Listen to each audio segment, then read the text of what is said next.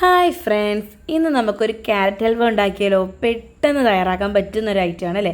അതിനായിട്ട് ഞാൻ നല്ല ക്യാരറ്റ് എടുത്തിട്ടുണ്ട്. ഞാനെല്ലാം കട്ട് ചെയ്ത് അതെല്ലാം വൃത്തിയാക്കി കഴുകിയിട്ട് നമുക്കിതൊന്ന് ചീയെടുക്കാം. നമുക്കിത് ഇതേ കണക്കത്തെ ഇതിലുണ്ടെങ്കിൽ ഇത് വെച്ച് ഗ്രേറ്റ് ചെയ്ത് നന്നായി ചെറിയ ചെറിയ പീസായിട്ട് ഗ്രേറ്റ് ചെയ്ത് വെക്കാം. ഇപ്പോൾ ഇത് 3 കപ്പ് ഗ്രേറ്റ് ചെയ്തിട്ടുണ്ട്. ഇത് നമുക്കിത് മാറ്റി വെക്കാം. എന്നിട്ട് നമുക്ക് മറ്റൊരു പാത്രത്തിലേക്ക് ഞാനിതിപ്പോൾ 3 ടേബിൾ സ്പൂൺ നെയ്യ് എടുത്തിരിക്കുന്നത്.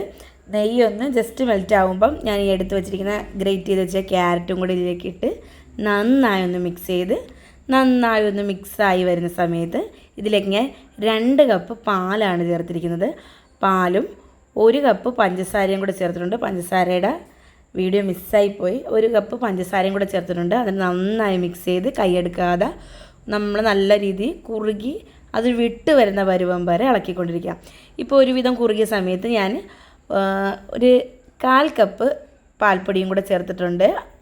എന്നിട്ട് പിന്നെയും ഞാനൊന്ന് നന്നായി ഒന്ന് മിക്സ് ചെയ്ത് കൊടുത്ത് ഇപ്പോൾ ഏകദേശമായി. ഇനി നമുക്ക് ഇഷ്ടമുള്ള നട്ട്സ് ഇടാം. ഞാനിവിടെ മുന്തിരിങ്ങായി അണ്ടിപ്പരിപ്പ് ഇടുന്നത്.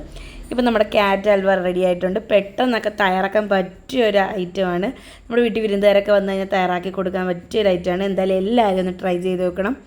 മധുരം ഇഷ്ടപ്പെടുന്നവർക്ക് തീർച്ചയായിട്ടും ഇത് മസ്റ്റായിട്ട് ഇഷ്ടപ്പെടുന്നതായിരിക്കും. ഞാനിത് സെർവ് ചെയ്യുമായിരുന്നു. ഞാൻ ഇതിൻ്റെ കൂടെ ഐസ്ക്രീമും കൂടെ ചേർത്തിട്ടുണ്ട്. അപ്പോൾ ഒരു പ്രത്യേക ടേസ്റ്റാണ്. അതിലേക്ക് ഐസ്ക്രീമും നട്ട്സും എല്ലാം കൂടെ ചേർത്ത് നമുക്കിത് ഇക്കാക്കും പാത്തിനും കൊടുക്കാം. അവരുടെ അഭിപ്രായം അറിയാം എങ്ങനെയുണ്ടെന്ന്.